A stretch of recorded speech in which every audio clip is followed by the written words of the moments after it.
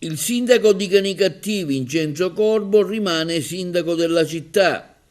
Ieri sera, al termine di un serrato dibattito che ha visto scontri pesanti in aula e minacce di querele, il Consiglio Comunale di Canicattì ha respinto la mozione di sfiducia che era stata presentata da 11 consiglieri comunali. A votare a favore sono stati 13 consiglieri, non raggiungendo il 60% necessario affinché il documento venisse approvato.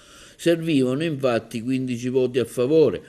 Agli 11 consiglieri comunali che hanno presentato il documento si sono anche aggiunti il presidente dell'Assemblea cittadina Domenico Licata e la consigliera Alida Turco, 5 i contrari e 6 gli assenti.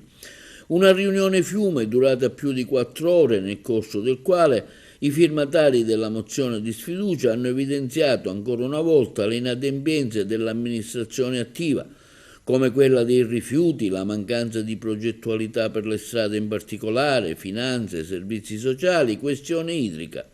Di parere contrario gli esponenti della maggioranza, che hanno ancora una volta sostenuto il lavoro sin qui svolto dal primo cittadino e dalla sua amministrazione.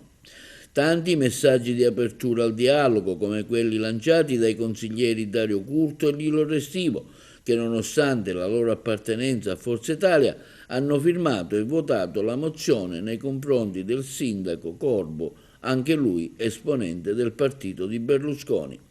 Assente in aula il primo cittadino, l'amministrazione comunale è stata rappresentata dall'assessore Massimo Muratore.